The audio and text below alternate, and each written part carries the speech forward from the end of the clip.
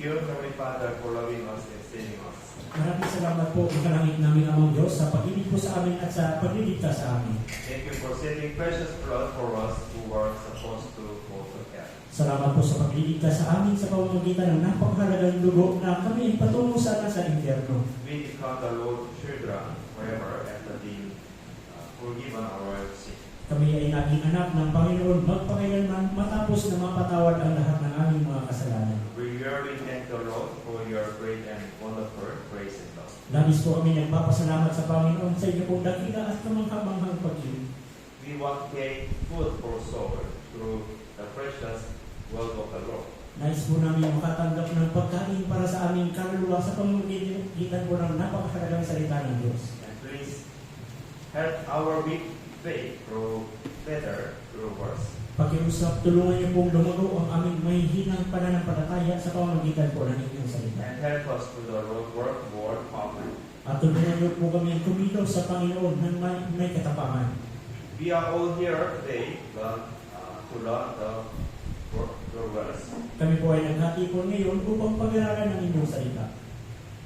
And poor soul of this area want to know the salvation of the Lord. At ang mga kaawa-awang kaluluwa sa aming pong lugar ay kailangan malaman ang salita ng Panginoon. We want people who only look at the world to have a hope of heaven. Nais po namin na ang mga taong nakatuon lamang sa mga bagay ng sanlibutan ay magkaroon ng pag-asa sa langit. We pray in the name of Jesus who loves us. Kami po ay nanalangin sa pangalan ni Jesus na sa amin ay nagmamahal. Amen. Let's open the Bible.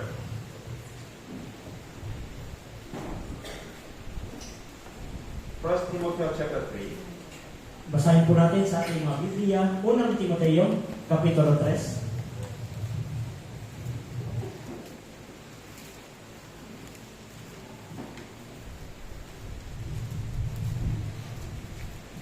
First Timothy chapter 3, verse 15 to verse 14 to 16. Unang Timoteo, Kapitulo 3, versikulo 14 hanggang 16.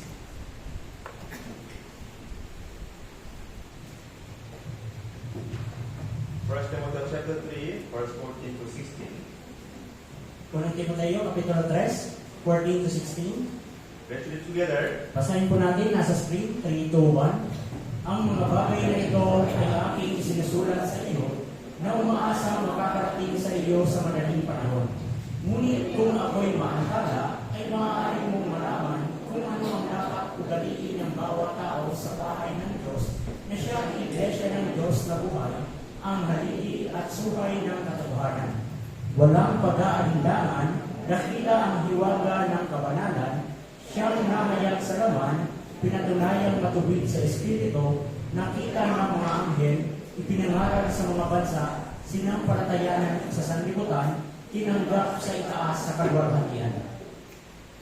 This book was of 1 Timothy, written by the Apostle Paul, as he was evoked of Holy Spirit. Ang aklat po ng unang Timoteo ay naisulat po ni Apostol Pablo sa pamamagitan po ng pagkilos ng banal na Espiritu. And this is a letter sent to Evangelist Timothy. At ito rin po yung kasulatan na ipinadala doon po kay Evangelist Timoteo. When this letter was delivered, Timothy was pastoring the church of Ephesus. Nung ang kasulatan po ito ay pinadala, kasalukuyan po si Timoteo yung pastor doon sa iglesia ng Pilip. The book of Timothy known as pastoral epistle. Yung aklat po ng Timoteo ay alam na ito po ay sulat para kay Timoteo. So verse 15 explains the nature of church. Kaya doon po sa versikulo 15, pinapakita po yung nature ng iglesia. What first comes to mind when you heard the word church? Ano po yung unang bagay na pumapasok po sa isip nyo kapag napakinggan nyo po yung salitang simbahan o iglesia? Buildings, people, sermon. Maaring yung gusali, yung mga tao o yung sermon. We who are saved must know the real meaning of church. Kaya tayo po ng mga naligtas, kailangan natin maunawaan kung ano ang tunay na kahulugan ng iglesia. Read through screen, I read. Tignan po natin sa screen, babasahin ko po. Next. Okay. Babasahin ko po. Sa iglesia ng Diyos na nasa Corinto, sa mga ginawang banal kay Kristo Jesus, mga tinawag na banal, kasama ng lahat na sa bawat lugar ay tumatawag sa pangalan ng ating Panginoong Jesucristo na kanila at ating Panginoon. The Bible speaks of church as saved church. Sinasabi po ng Biblia na ang iglesia ay ang mga banal, tinawag na banal. The church is truly miraculous being. Ang iglesia ay tunay na mahimalang bagay. The Bible prophesied the man would be saved and the church would be established. Naipropesiya po ng Biblia na ang tao ay maliligtas at ang iglesia ay maipatayo. Before there were a church, people gathered synagogue. Bago po magkaroon ng iglesia o simbahan, ang mga tao po ay nagkakatipon sa tinatawag na sinagoga. And after Jesus' ascension, church was established according to practice of the Bible. At pagkatapos po na si Jesus ay maiakyat sa langit, na itayo po ang iglesia, ito po ay nakapropesiyang ayon sa Biblia. The 70 people gathered in church in the name of Jesus. Ang mga ligtas na tao ay nagkatipon sa iglesia sa pangalan ni Jesus. The head of this church is not pastor, but Jesus. Ang ulo ng iglesia ito ay hindi po pastor, kundi si Jesus. God established the church to protect those who have been saved. Itinayo ng Diyos ang iglesia upang protektahan ang mga naligtas. Even if we are saved, we are attacked by Satan, then we go out into the world. Kahit tayo po ay mga ligtas na, tayo po ay aatakihin ni Satanas kapag tumungo po tayo sa sanlibutan. We can receive the Lord protect when we are in church. Matatanggap natin yung proteksyon o pag-iingat ng Diyos kapag tayo ay nasa loob ng iglesia. We can kill our faith when we are in church. Mapapanatili po natin ang ating pananampalataya kung tayo po ay nasa iglesia.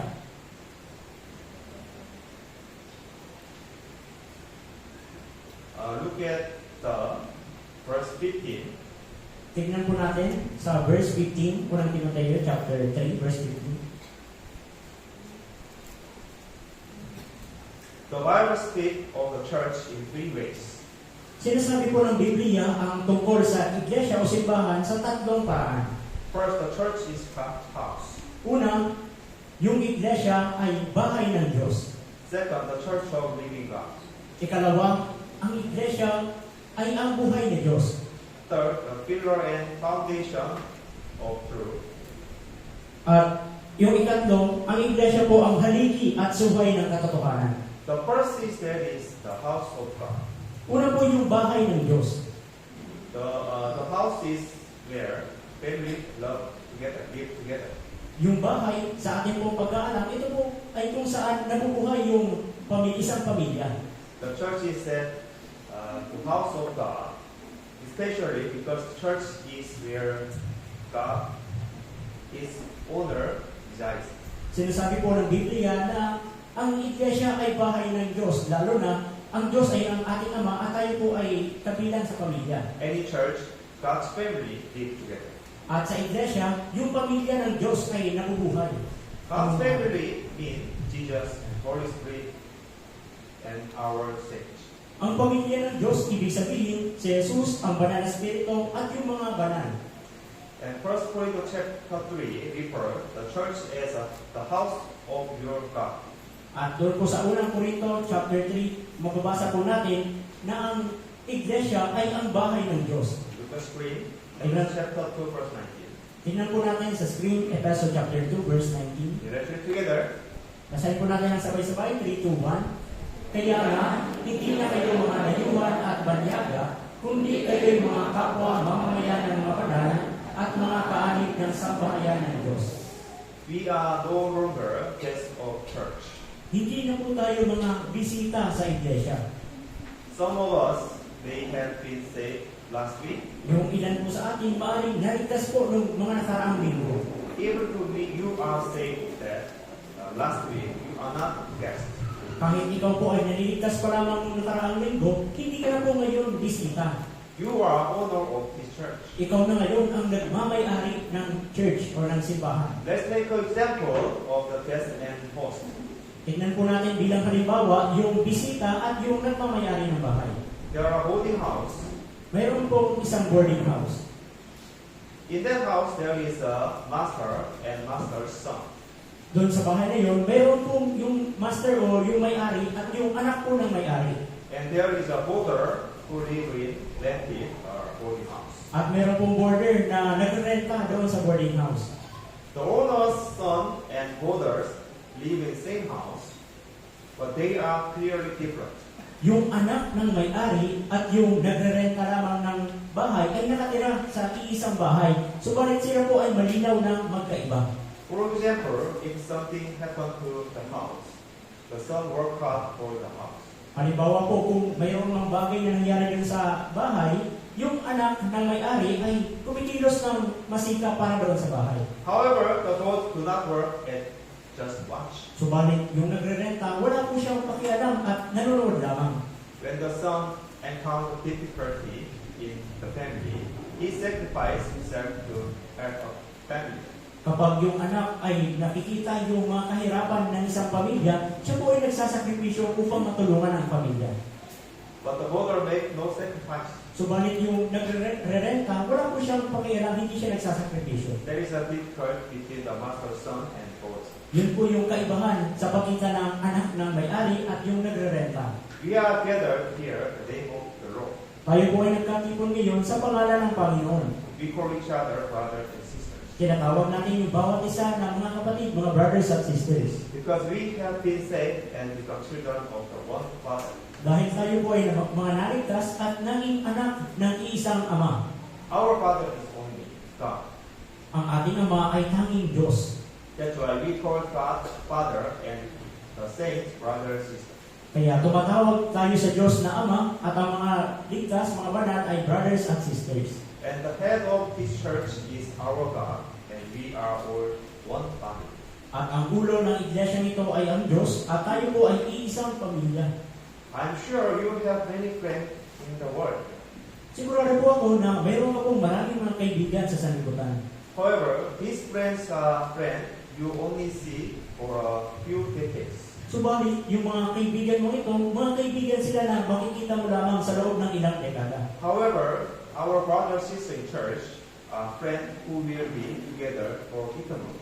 Subalit, yung ating mga brothers and sisters sa iglesia ay mga kaibigan na makakasama nating mabuhay magpakailanman. We are brothers and sisters who will see each other forever. Tayo po yung mga brothers at sisters na magkikita sa isa't isa magpakailanman.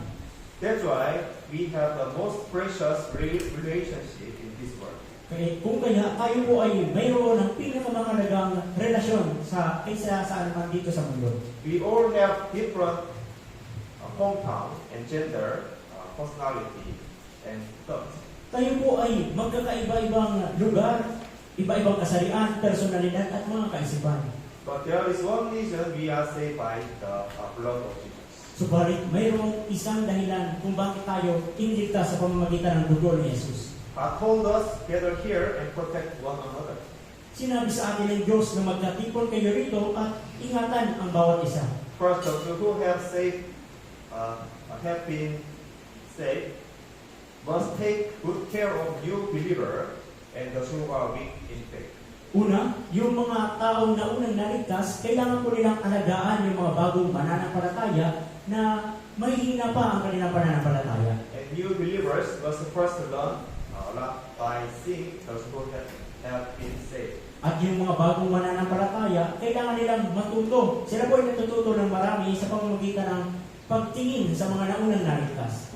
We must therefore rely on and comfort each other like we are siblings. Kailangan po natin ingatan at umasa sa isa't isa at i-comfort sila ganyan ang tunay na magkapatid. When something happens to our family, we gather together and worry.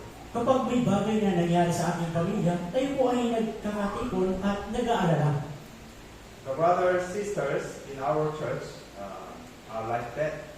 Ang mga brothers and sisters sa ating iglesia ay katulad po nito. This is another role of the church. Ito po ay isa pang layunin ng iglesia. We are all owner of the church. Tayo pong lahat ay nagmamay-ari ng iglesia nito. We are neither guest nor owner. Hindi po tayo bisita o mga nagre-renta. We who have been saved are the owner of the church. Tayo na mga naligtas ay nagmamay-ari ng iglesia nito. It may be a little awkward for a believer who have recently been. Ito po ay maaaring awkward o nakakahiya sa mga unang mananampalataya, unang naniligtas pa lamang. But that's natural. Subalit, ito po ay natural.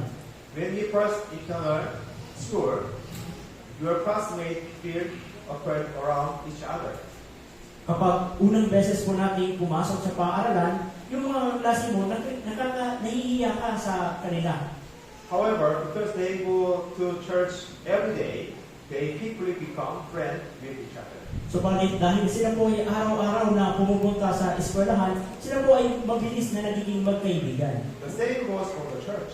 Parehas po ito sa ating pong iglesia. Even if it is little awkward, we must attend or meeting or fellowship. Kahit na ito ay parang nakakahiya, kailangan po natin pumatin sa lahat ng ating pagtitipon. Then you will quickly become friends with each other. At pagkatapos, mabilis kang magkakaroon ng kaibigan sa bawat isa. There is no guest here in church. Wala pong bisita dito sa iglesia. You are all children of God and owner of the church. Tayong lahat ay mga anak ng Diyos at nagmamayari ng iglesia. I did not build this church building. Hindi ko po itinayo itong church building. The building of the church was also built by a believer who were saved first. Ang gusali po ito na ating iglesia ay itinayo ng mga unang mananampalataya. If you want to gather, we can gather in the field of there. Kung gusto niyo po maglatipon, maaari din tayo maglatipon sa labas. However, it will be very uncomfortable and difficult to preach the gospel. Subalit, ito po ay hindi komportable at mahirap upang ipangaral ang Ebanghelyo. That's why this building was built. Kaya po, itinayo natin itong church building. This building was also built by saints who were saved first. Ang church building na ito ay itinayo po ng mga unang naligtas. They give this to us for nothing in return. Binigay nila ito sa atin nang walang hinihinging kapalit. That's why we must think of this building as our home and manage it there. Kaya kailangan po natin isipin na ang gusali nito ay ang ating bahay at ingatan itong mabuti. And we can use this church building where to evangelize and provide fellowship. Kaya magagamit po natin ang gusali nito, yung church building, upang makapag-evangelize at magkaroon ng mga fellowship. Let's look at verse 15 again. Balikan po natin yung verse 15. He said, it is church of living God. Sinasabi po na ito ang bahay ng buhay ni Diyos. Iglesia ng Diyos na buhay. The word living God is emphasized in front of word church. Ang Diyos na buhay ay mababasa natin sa unahan ng salitang iglesia. This means that church emphasizes the workplace where God works and works. Ibig sabihin, pinapakita po ito kung saan kumikilos ang Diyos na buhay. And thirdly, he said, the pillar and foundation of truth. At sinasabi po na ito ang haligi at suhay ng katotohanan. This pillar and foundation are used to support the building, to support the church. Ang haligi at suhay, ibig sabihin, ito po yung pundasyon ng gusali. The foundation of pillar must be strong for a house be safe. Kailangan yung pundasyon ng isang building ay kailangan na napakatibay upang mapanatiling ligtas yung isang gusali. If you build a house on sand, it will all collapse. Kapag nagtayo ka ng bahay doon po sa buhangin, ito po ay masisira. The pillar and foundation of truth refer the role of the church. Yung haligi at suhay ay nangangahulugan ng pundasyon ng ating iglesia. The church serves as a foundation and pillar that support the truth. Yung iglesia ay kumakatawan bilang isang pundasyon at haligi ng ating pong pananampalataya. When we think about this, we can see the church is truly precious. Kapag nanintindihan o nakikita natin yung bagay na ito, malalaman natin na ang iglesia ay napakahalaga. We must cherish the church. Kailangan po natin pahalagahan ang iglesia. If was no church, where would we have heard the gospel? Kung wala pong gusali yung iglesia, saan po kaya natin mapapakinggan yung ebanghelyo? How do we get saved? Paano tayo maliligtas? Without the church, how would I evangelize Kung, others? kung walang church, walang iglesia, paano tayo makakapag-evangelize ng iba pa? Can you evangelize alone without church? Kaya ba natin mag-evangelize ng mag-isa nang walang tulong ng iglesia? The means a group of saved people established by God. Yung kahulugan ng grupo ng mga ligtas na nagkakatipon ay itinayo po ng Diyos. Because there is a church, it is equipped with a pastor and church staff and various other necessary items. Dahil mayroon pong church, ito po ay kailangan na mayroon pong pastor, may church staff, at iba pang mga kailangang bagay. If there is no church, how would I live Christian life and grow in my faith? Kung wala pong church, paano tayo mabubuhay sa ating Kristiyanong pamumuhay at paano lalago ang ating pananampalataya? Without church, where would we send our children? Kung wala pong iglesia, saan po natin ipapadala ang ating mga anak? Should we send them out into the world? Ipapadala po ba natin sila sa labas dito sa sanlibutan? So, we must know that the church is precious. Kaya kailangan po nating malaman na ang iglesia po ito ay napakahalaga. And we must humbly serve one another as a church. At kailangan po natin magpakumbaba na tulungan ang bawat isa. Sometimes there are people in church who you don't like. Paglingkuran ang isa't isa. Minsan, may mga tao po sa iglesia na hindi mo po nagugustuhan. But he is also a child of God. Subalit, siya rin po mismo ay anak ng Diyos. We cannot hate God's children. Hindi po natin kailangan kamuhian ang anak ng Diyos. Anyone who despises the children of God despises God. Sino mang namumuhi o nagagalit sa anak ng Diyos ay nagagalit na rin sa Diyos. We need to think a lot individually about how we should conduct ourselves in this precious church. Tayo pong lahat ay kailangan mag-isip ng marami sa bawat isa sa atin kung paano tayo kikilos dito po sa harap ng napakalagang iglesia. There is a famous saying from old Puritans. Mayroon pong isang tanyag na kasabihan mula po doon sa lumang mga Puritans. Those who serve God as their father, but serve the church as their mother. Sila na mga naglilingkod sa Diyos bilang kanilang ama ay kailangan maglingkod sa iglesia bilang kanilang ina. The mother does two things, birth and nurturing. Yung nanay, mayroon pong dalawang bagay na ginagawa, yung panganganak at pag-aalaga. The church does two things. May dalawang bagay din na ginagawa ang iglesia. It is the birth of life and nurturing. Nurturing of saints. Dito po, ipinapanganak yung buhay at dito lumalago o inaalagaan yung mga banal. Life is born through the church. Ang buhay ay naipapanganak sa pamamagitan ng iglesia. And the church does the work of nurturing the person from whom that life was born. At ang iglesia ang gumagawa ng pag-aalaga o pag-iingat sa tao na kung saan ipinanganak na ng buhay. Without the church, life could have been born. Kung wala pong iglesia, yung buhay ay hindi maipapanganak. If there is no church, all saved people would lose their faith and would no longer be able to evangelize. Kung wala pong iglesia, lahat ng mga taong naligtas ay mawawala ang kanilang pananampalataya at hindi na po magpapatuloy yung pag-evangelize. If we serve God as our Father, we must cherish the church as our mother. Kung tayo ay naglilingkod sa Diyos bilang ating Ama, kailangan po nating maglingkod sa iglesia bilang ating ina. I think we in Philippines have a good culture. Sa palagay ko po, dito sa atin sa Pilipinas, ay mayroon po tayong napakabuting kultura. We humbly greet father and mother. Tayo po ay mapagpakumbabang bumabati sa ating mga tatay at nanay. Korean also attach great importance to humble manners. Ang mga Korean din po ay mayroon po silang pagpapahalaga, pagpapakumbaba. However, I was surprised to see the Filipino greeting. Subalit ako po ay nagulat, nabigla sa kung paano batiin ng mga Pilipino. It made me feel great every time I see young people greeting others like this. Ako po ay nasisiyahan tuwing nakikita ko po yung mga kabataan na nagmamano sa mga matatanda. I think it is very good virtue. Sa palagay ko, ito po ay napakabuting kultura. With this mindset, we must also serve the church with a humble attitude. Katulad po ng mindset na ito, kailangan din po natin maglingkod sa iglesia na may mapagpakumbabang katangian. What does it mean to serve the church? Ano po yung ibig sabihin na maglingkod sa iglesia? Are you serving this church building?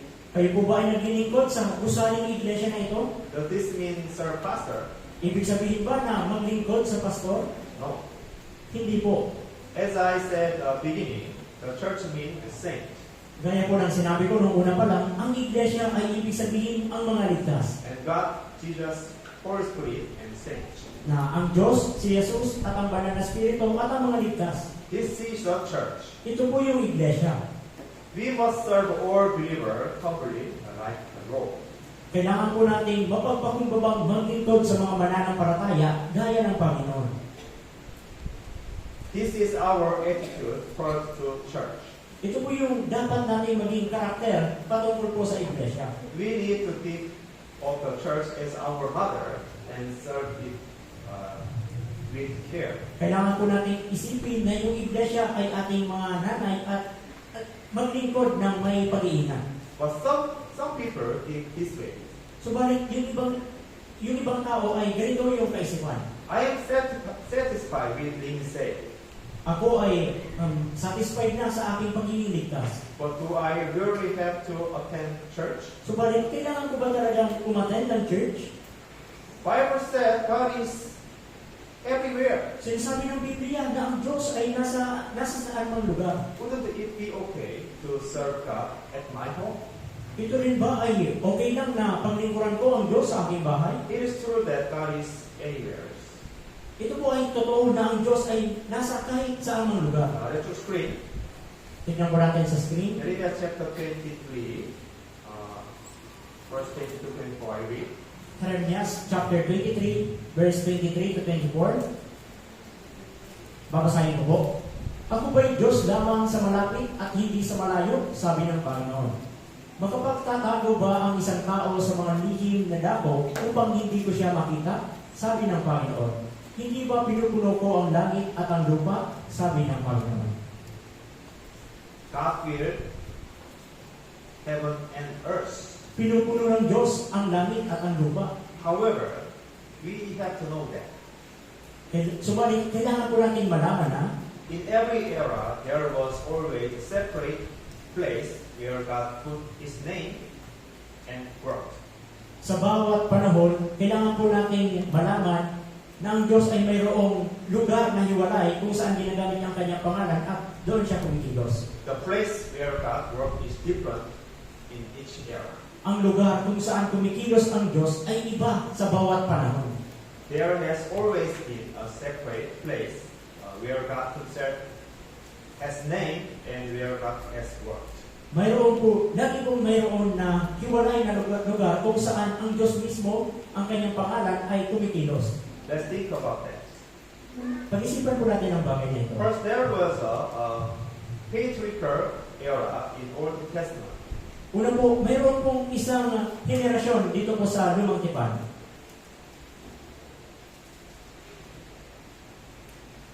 The patriarchal era was the era in which Abraham, Jacob, Isaac lived. Mayroon pong panahon, ito po yung kung saan nabuhay po noon si Abraham, si Jacob, at si Isaac. At that time, God worked centered on the patriarchs who were close to God. Sa panahon iyon, ang Diyos po ay kumikilos bilang sentro ng mga taong naglilingkod na malapit sa Diyos. God was close to Abraham, and God worked through Abraham. Ang Diyos ay malapit kay Abraham at ang Diyos po ay kumikilos sa pamamagitan ni Abraham. However, Lot came out with Abraham from Ur of the Chaldees, but he eventually back to Abraham. Subalit, si Lot na pamangkin ni Abraham ay sumama sa kanya doon po sa Ur ng mga Kaldeyo at sa sandali siya po ay humiwalay kay Abraham. It can be said to be a kind of departure from God. Ito po ay masasabi nating uri ng paglayo sa Diyos. That was time when history was carried out through chieftains. Ito po yung panahon kung saan yung kasaysayan ay carried po ng mga kapitan. And the Israelites escaped from Egypt and passed through the wilderness for 40 years. At yung mga noon rin po, yung mga Israelita ay tumakas mula po sa Ehipto at sila po ay naglakbay sa loob ng 40 years. At that time, God's work centered on the tabernacle. Nung panahon din po ngayon, ang Diyos ay kumilos sa sentro po ng tabernakulo. So Exodus chapter 25, the tabernacle was a place where sacrifices were made to God. Kaya kung titignan po natin sa Exodus chapter 25, yung tabernakulo ay lugar kung saan nagbibigay ng sakripisyo na ibinibigay para sa Diyos. God builds heaven and earth, but they must not offer sacrifice anywhere. Pinupuno ng Diyos ang langit at ang lupa, subalit hindi po nila kailangan magsakripisyo sa kung saan lang na lugar. God met them there, took them, and they lived and spoke to them there. Nakikipag-usap o natatagpuan nila yung Diyos sa lugar na iyon, tinuturuan sila, at nagsasalita sa lugar lamang na iyon. The Israelites also camped in the north, south, and west end, Delaware. Ang mga Israelita rin po ay nagkampo doon po sa Hilaga, Kanluran, Silangan at doon po sa west ng tabernakulo. The tabernacle became the center of their passage through the 40 years of the wilderness. Yung tabernakulo ay naging sentro ng kanilang pakikipag-usap sa loob po ng 40 taon sa ilang. One who lives there is like a living God. Sino mang umaalis sa lugar na iyon ay tulad ng umaalis palayo sa Diyos. And after that, the Israelites entered the land of Canaan. At pagkatapos po niyon, ang mga Israelita ay pumasok sa lupain ng Kanaan. This is present day Palestine. Sa kasalukuyang panahon, ito po yung Palestine. There has been big war going on there recently. Sa katotohanan po, mayroon po malaking digmaan na nagaganap po doon ngayon. In the land of Canaan, there was a place chosen by God placed His name. Sa lupain po ng Kanaan, mayroon pong lugar kung saan ang Diyos ay pumili ang Diyos ng lugar kung saan nilalagay ang kanyang pangalan. What is there? Ano po yung lugar na iyon? Jerusalem. Jerusalem. There is Jerusalem, and later God had Solomon build a temple there.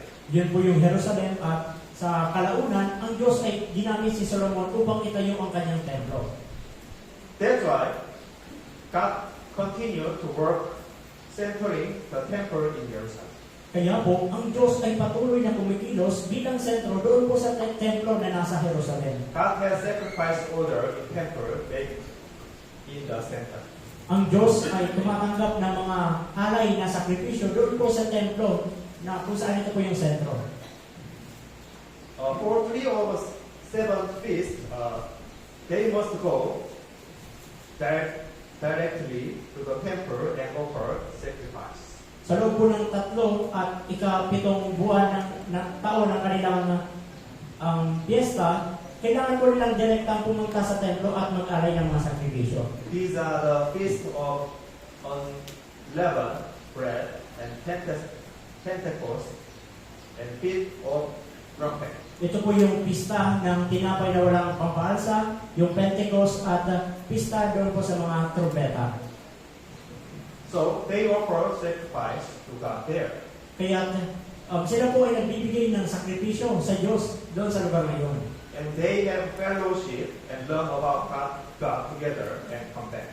At sila po ay nagkakaroon ng fellowship at natututo ng tungkol sa Diyos at bumabalik. God did not work anywhere.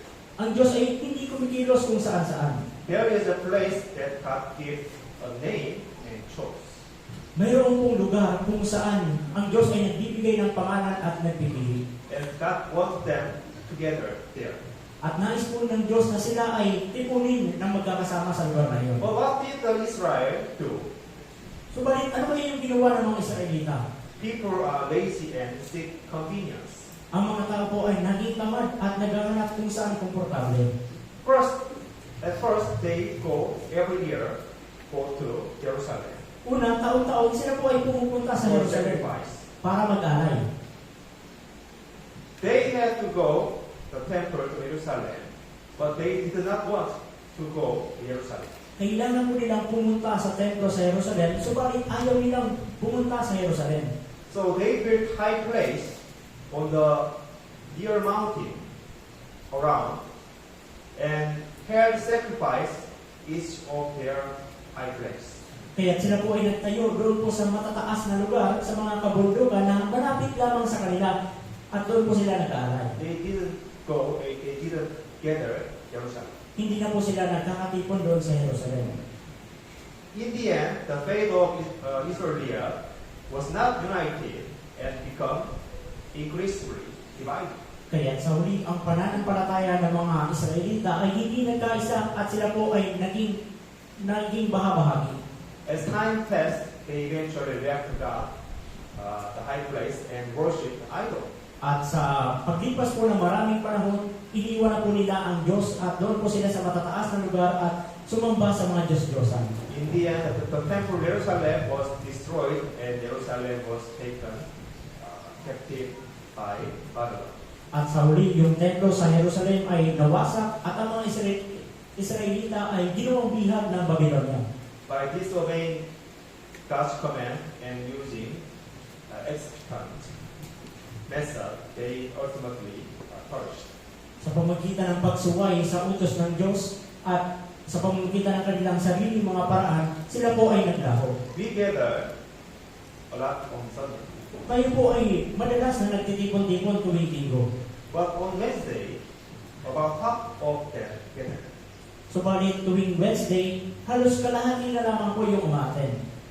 We must gather with honest heart Kayo po ay kailangan magkatipon na mayroong matapat na puso for Wednesday sermon. para sa Wednesday sermon. When we listen sermon at home, but we can listen the sermon at home with cell phone. But we receive the more grace when we gather together to listen.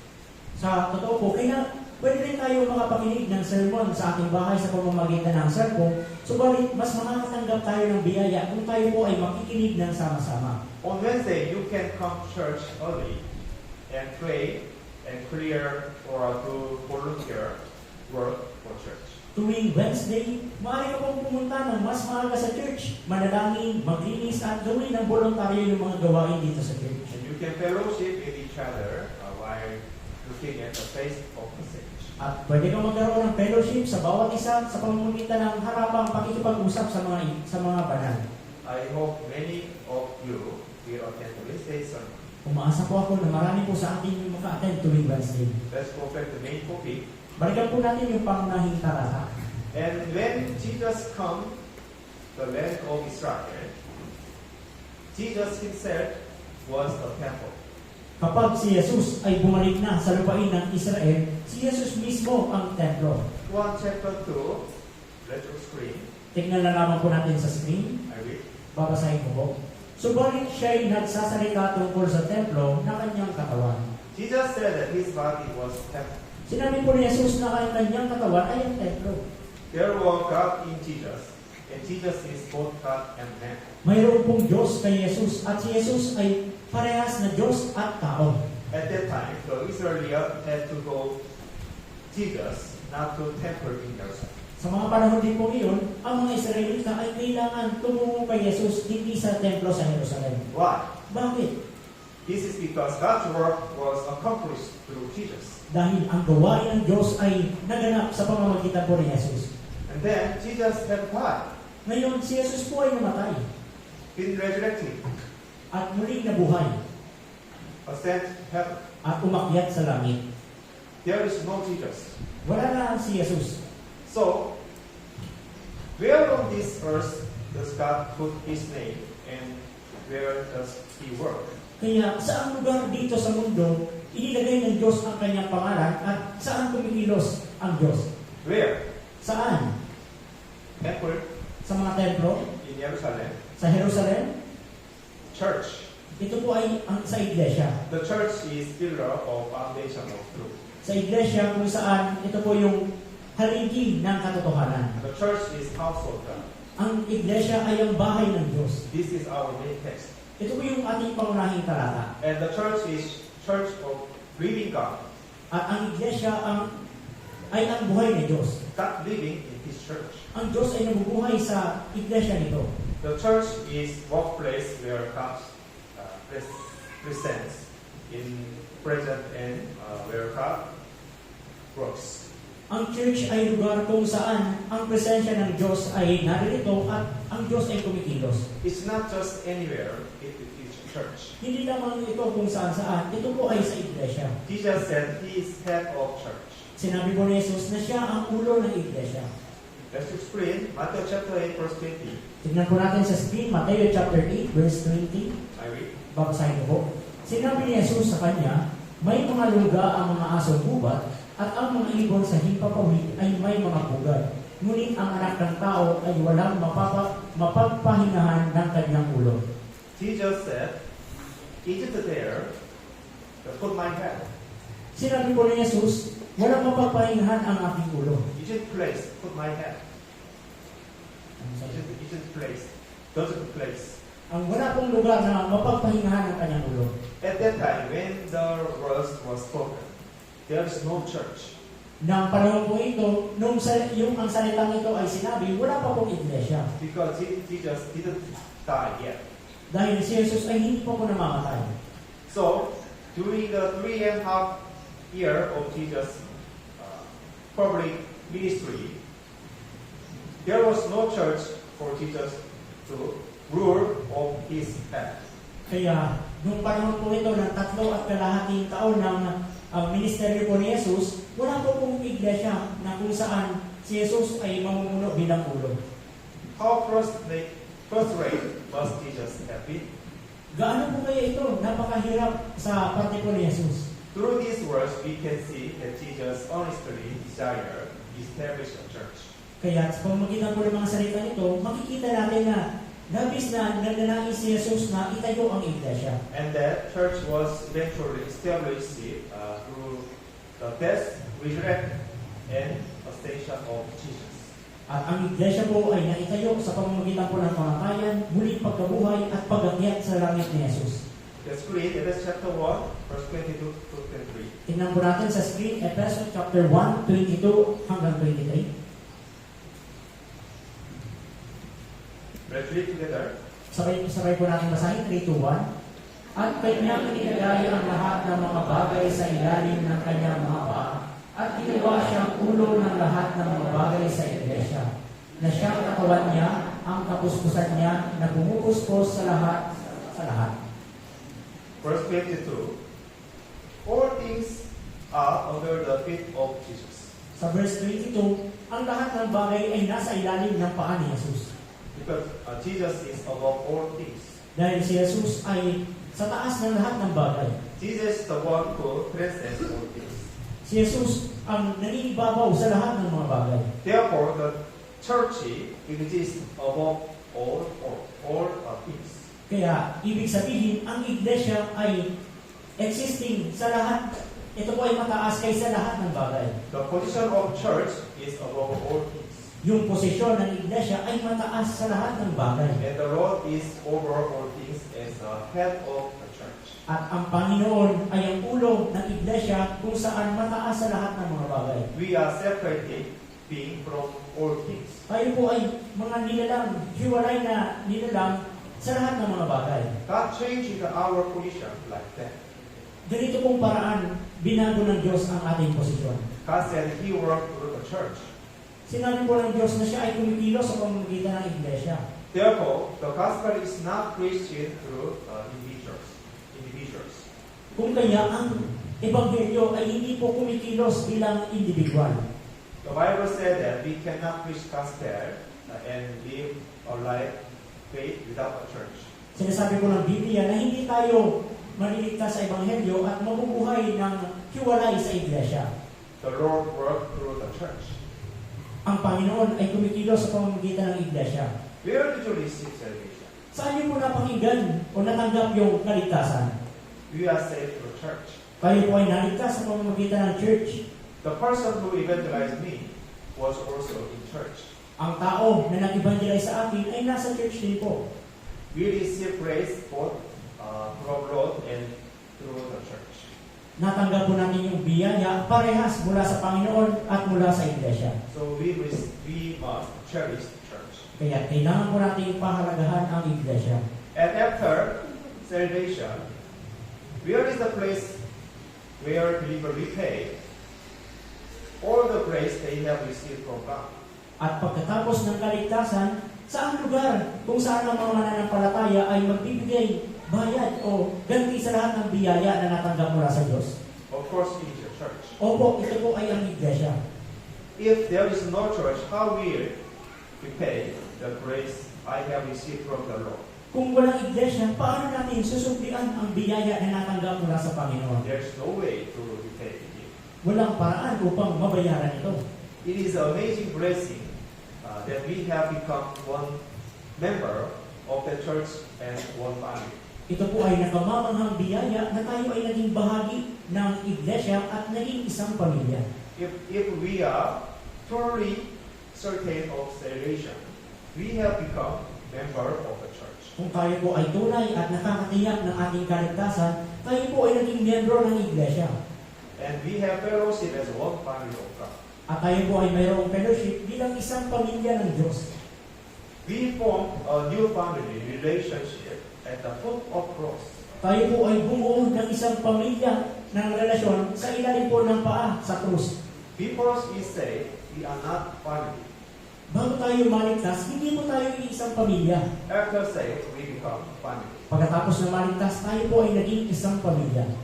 Let's read Juan chapter 19, Sa screen po, tignan natin Juan chapter 19. 26 to 27 I read. Mula po verse 26 hanggang 27, babasahin ko po. Nang makita ni Jesus ang kanyang ina at ang alagad na kanyang minamahal na nakatayong katabi niya, ay sinabi niya sa kanyang ina, "Babae, narito ang iyong anak." Pagkatapos ay sinabi niya sa alagad, "Narito ang iyong ina." At mula noon ay dinala siya ng alagad sa kanyang sariling tahanan. Now Jesus crucified on the cross. Ngayon, si Jesus po ay naipako sa krus. And Jesus said to Mary and Juan. At sinabi po ni Jesus kay Maria at kay Juan. Jesus said to Mary, "Woman, behold your son." Sinabi po ni Jesus sa kanyang ina, "Babae, narito ang iyong anak." Pointing to Apostle John, Juan, and he said, "This is your son." Na itinuturo sa kanyang apostol na si Juan na narito ang iyong anak. And Jesus pointed to Mary, to Apostle John, and said, "Behold your mother." At itinuturo po ni Jesus kay Maria, kay Juan na narito ang iyong ina. The important meaning here is that the new family relationship was from the foot of the cross. Ang pinakamahalagang meaning ko ng bagay na ito na ay kung saan yung bagong pamilya na bagong relasyon ay nabubuo sa ilalim po ng paanan ng krus. Juan chapter 20, letter 3, verse 17. Tingnan po natin sa Juan chapter 20 verse 17. I read. Babasahin ko po.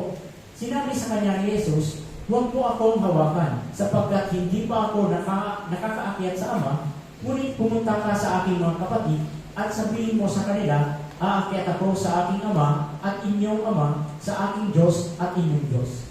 This is when Jesus died and was resurrected. Ito po yung panahon kung saan si Jesus ay namatay at muling nabuhay.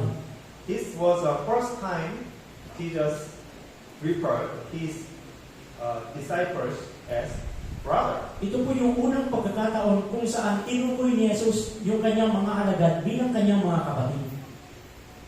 And Jesus said, "My God and my God is your God." At sinabi po ni Jesus na aking Diyos at inyong Diyos. At that time, Jesus first said to their disciple, "You are my brother." At nung panahon din yun, sinabi po ni Jesus sa kanyang mga alagad na kayo ang aking mga kapatid. After Jesus shed blood and death, our status is changed. Pagkatapos na dumanak ang dugo ni Jesus at namatay, ang ating pong posisyon ay nagbago. Jesus is begotten Son of God.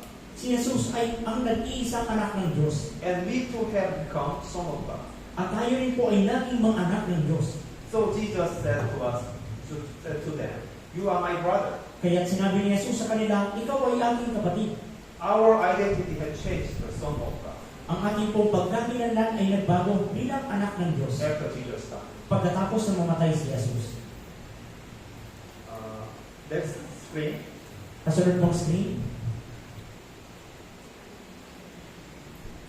So, what is truly amazing is that his first coming, Jesus, came as the only begotten Son. Kaya yung nakamamanghang bagay ay yung unang pagdating ni Jesus, siya po ay dumating bilang kaisa-isang anak.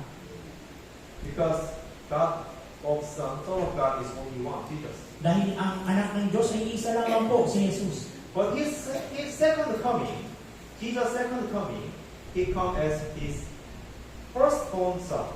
Subalit yung ikalawang pagdating ni Jesus, siya po ay darating bilang panganay na anak. Through the death of Jesus, we become Son of God. Sa pamamagitan po ng kamatayan ni Jesus, tayo po ay naging mga anak ng Diyos. In other words, many Son of God were born. Sa ibang salita, ang ibig sabihin po na maraming mga anak ng Diyos ang naipanganak Through Jesus Christ's death. sa pamamagitan ng kamatayan ni Jesus. That is why Jesus become his firstborn. Kaya po, kaya si Jesus ay naging panganay na anak. A first son was born in some family. May panganay na anak na ipinanganak po sa isang pamilya. The son of initially, the only begotten son. Yung anak na yun, siya po sa una, siya po yung kaisa-isang anak. But next year, younger sibling continue to be born. Subalit, sa sunod na taon, yung mga nakababatang kapatid ay sunod-sunod po na ipapanganak. Second son, third son, fourth son, hanggang 8. Yung ikalawa, ikatlo, hanggang ikawalong anak ay sumunod. Then, the begotten son, his firstborn son, become firstborn son. Kaya yung kaisa-isang anak ay naging panganay na anak. Juan chapter 3, verse 16. Tignan po natin sa Juan chapter 3, verse 16. Maybe you was memorize this verse. Maaaring ito po ay memorize nyo na. Let's memorize. I-memorize po natin ito. Basahin po natin. Memorize 3, 2, 1. Sapagkat ngayon na lamang ang pag-ibig ng Diyos sa sanglibutan, na ibinigay niya ang kanyang aling anak upang ang sinuman sa kanya'y sumampalataya ay huwag mapahama, kundi magkaroon ng buhay na walang hanggan. The Bible says that when Jesus first came, he was the only begotten son. Sinasabi po ng Biblia na unang pagdating ni Jesus, siya po ang tanging anak. However, the Bible says that when Jesus returned, he will be firstborn son. Subalit sinasabi rin po ng Biblia na kapag bumalik na si Jesus, siya po ay magiging panganay na anak. Let's read Hebrews chapter 1, verse 6. I Sa read. kasunod na screen, sa Hebrew chapter 1, babasahin ko po. At muli, nang kanyang dinala ang panganay sa daigdig, ay sinabi niya, sambahin siya ng lahat ng mga anghel ng Diyos. The Bible said he bring the firstborn son back into the world. Sinasabi po ng Biblia na kanyang dinala ang panganay sa daigdig. This meaning is second coming of Jesus. Ang kahulugan po ito po yung ikalawang pagdating ni Jesus. At second coming, Jesus become the firstborn son. Sa ikalawang pagdating ni Jesus, si Jesus po ay naging panganay na anak. Because many sons of God were born. Dahil maraming anak ng Diyos ang naipanganak. What does it mean many sons of God were born? Ano po yung ibig sabihin na maraming anak ng Diyos ang naipanganak? Who is that? Sino po sila? We are. Tayo. It is we. Tayo po yun. We become the son of God. Tayo po ay naging anak ng Diyos. Next, Hebrews chapter 2, verse 10 to 11. Kasunod po sa Hebreo Kapitulo 2, verse 10 to 11. I read. Babasahin ko po. Sapagkat nararapat na ang Diyos na para sa Kanya at sa pamamagitan niya ay nagkaroon ng lahat ng mga bagay sa pagpapadala ng maraming anak tungo sa kaluwalhatian, ay gawing sakdan ang tagapagtatag ng kanilang kaligtasan sa pamamagitan ng mga pagdurusa. Sapagkat ang gumagawang banal at ang mga ginawang banal ay pawang nagmula sa isa, dahil dito'y hindi nahihiya si Jesus na tawagin silang mga kapatid. Jews and Gentiles, different status. Yung mga Hudyo at mga Hintil ay magkaiba ng estado. But verse 11, said, Subalit sinasabi po sa versikulo 11, we come from God the Father. tayo po ay nagmula sa Diyos Ama. Therefore, I'm not ashamed to call you brothers. Kaya hindi ako nahihiya na tawagin kayong mga kapatid. That's why this title of the name of brother and sister is so important. Kaya yung titulo bilang mga kapatid ay napakahalaga. When the African brothers and sisters first give their testimony, they said this. Nung yung mga kapatid po natin mula sa Africa, nung una po sila nagbigay ng patotoo, sinabi po nila ito, I will testify how I became your brother. magpapatotoo ako kung paano ako naging iyong kapatid. I think these are very beautiful words. Sa palagay ko, ito po ay napakagandang salita. How become your brother? Paano ako naging iyong kapatid? If you are not saved, you are not a brother. Kung hindi ka ligtas, hindi ka kapatid. If there is someone here who are not saved, they are not brothers and sisters. Kung meron po dito na hindi pa ligtas, hindi po sila brothers at sisters. You cannot join the spiritual family. Hindi ka makakasama sa spiritual na pamilya. So you should first born again. Kaya kailangan mo munang maipanganak na muli, Be saved. maligtas. Our spiritual family is much more important than our physical family. Ang ating spiritual na pamilya ay mas mahalaga kaysa sa ating mga physical na pamilya. Of course, our physical family is important. Opo, ang ating physical na pamilya ay napakahalaga. However, this is because saved believers are eternal family members. Subalit ang ating po mga ligtas na brothers and sisters ay makakasama natin magpakailanman. We are one family with God as our Father. Tayo po ay isang pamilya kasama ang Diyos bilang ating Ama. That's why Jesus said, abide in me. Kaya sinabi po ni Jesus na manatili ka sa akin. Today, we learn about the essence of the church through the Bible. Ngayon, natutunan po natin yung kahalagahan ng iglesia sa pamamagitan ng Biblia. At first, the church is God's house. Una, yung iglesia o yung church ay ang bahay ng Diyos. God exists anywhere. Ang Diyos ay nabubuhay kahit saan mang lugar. God exists heaven and earth. Ang Diyos ay pinupuno ang langit at ang lupa. But God worked the church. Subalit ang Diyos ay kumikilos sa pamamagitan ng church. And second, the church is the church of living God. At ikalawa, ang iglesia ay ang iglesia ng buhay ng Diyos. Third, the church is the pillar and foundation of truth. At pangatlo, ang iglesia ang suhay at pundasyon ng ng katotohanan. The church is established after Jesus died on the cross. Ang iglesia po ay naitayo pagkatapos ng kamatayan ni Jesus doon sa krus. And now the gospel has spread this place and church has been established. At ngayon, yung ebanghelyo po ay naipalaganap na sa iba-ibang lugar at ang iglesia ay naitayo.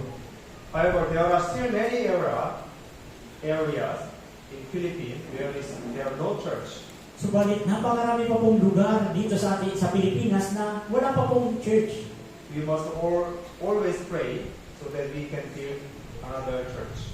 Kaya kailangan po natin laging manalangin upang makapagtayo pa po tayo ng iba pang iglesia. To do so, we must think of church as our home and the believer as our family. Upang magawa po ito, kailangan po natin isipin na ang iglesia ay ang ating tahanan at ang mga mananampalataya ay ang ating pamilya. I want to have many fellowship and evangelize through this church that God has established. Nais ko po pong magkaroon ng maraming fellowship at mag-evangelize sa pamamagitan ng iglesia na kung saan ito ay itinatag ng Diyos. And never leave church and abide in church. At huwag po kayong lalayo o aalis sa iglesia, kundi tayo po ay manatili sa iglesia. Let's pray together. Tayo po lahat ay manalangin. Thank you, Heavenly Father, for loving us and saving our soul. Maraming salamat po, makalangit namin ang Diyos sa pag-ibig sa amin at pagliligtas ng aming mga kaluluwa. Today we gather together to learn of the Word. Kami po ay nagkatipon ngayon at natuto ng inyong mga salita. Please guide our lives so that we can only look at you and follow you. Tulungan niyo po kami at ingatan ang aming buhay upang kami po ay tumingin lamang at sumunod sa iyo. And let the center of our Christian life always be Lord's death and glory. At nawa ang maging sentro ng aming Kristiyano pamumuhay ay ang Panginoon at ang kanyang kalwalhatian. So please work to preach the gospel of the Lord more powerfully in the last days. Kaya pakiusap, kumilos po nawa ang banal na Espiritu Santo sa iglesia ng mas malakas. If there are brother or sister who are not good in faith among us, please restore their spirit. Kung mayroon po mga kapatid na nangihina sa kanilang pananampalataya, pakiusap, paano balikin ninyo sila agad? Also, empower our brother and sister whose faith is weak and shaken. At paraksin niyo rin po ang aming mga kapatid na kung saan ang kanilang pananampalataya ay nangihina at nayayanin. We pray in the name of Jesus who loves us. Kami po ay nananalangin sa pangalan ni Jesus na sa amin ay nagmamahal. Amen. Amen. Maraming salamat po.